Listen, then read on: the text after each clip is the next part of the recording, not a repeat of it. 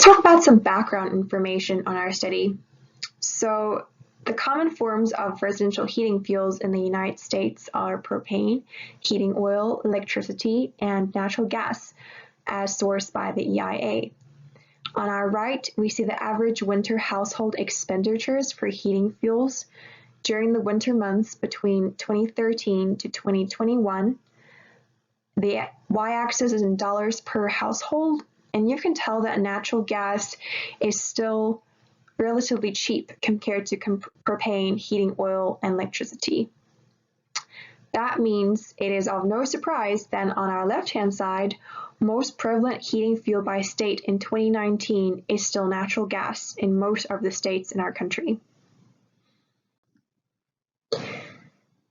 Our study is very focused on public health.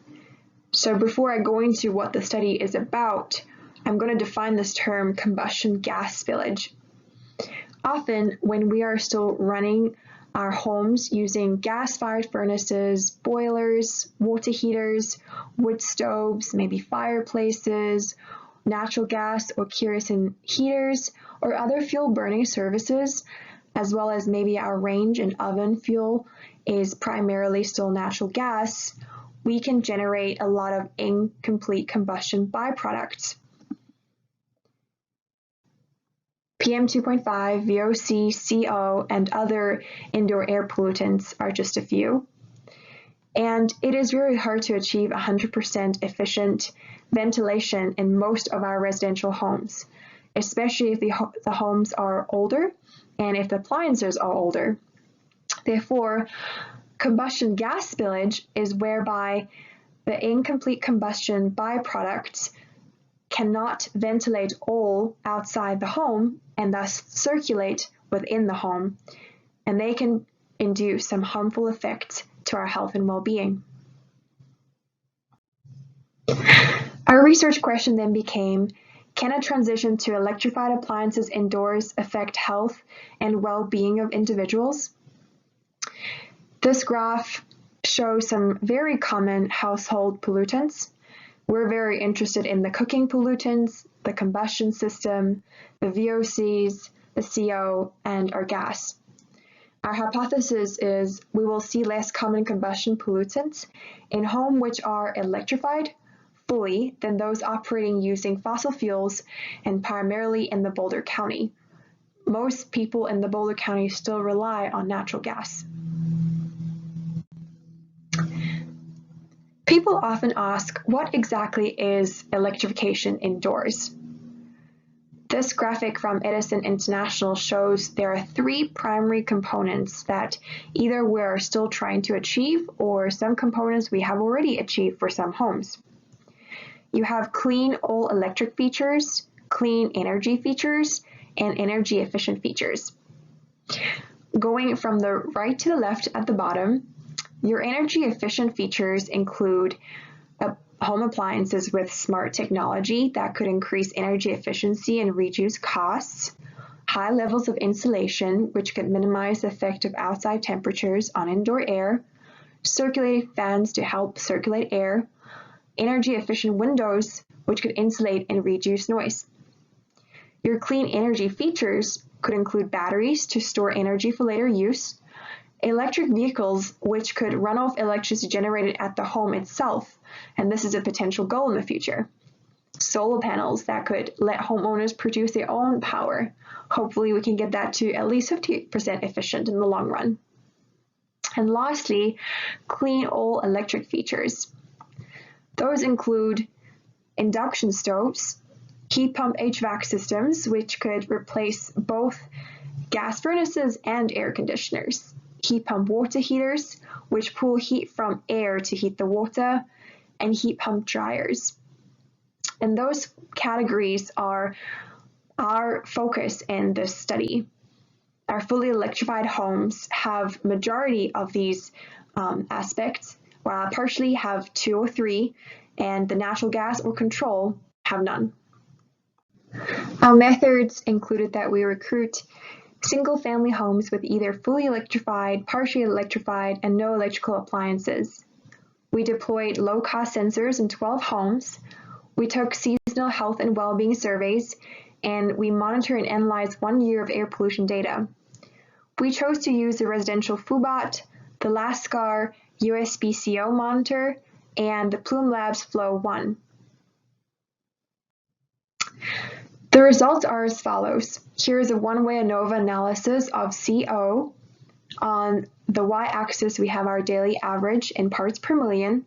On the x-axis, we have our energy type 1 being fully electrified homes, type 2 being partially electrified homes, and type 3 are our control group, or natural gas. We ran both Tukey-Kramer and Dunnett's tests with type 3 being our control, and we found that type 3 is statistically different than type 1 and 2. Let's take a closer look at carbon monoxide, which is very interesting. In the slide above, you had seen that the daily average highest peak was at around 2.5 parts per million. Here are 3 randomized homes that I pulled from MATLAB, and these are their raw data.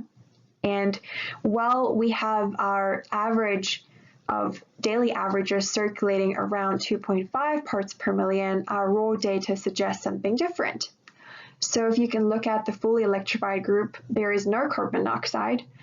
Our partially electrified home had around 4 parts per million as its maximum, and our control had around 44 parts per million as a maximum spike, which is very interesting.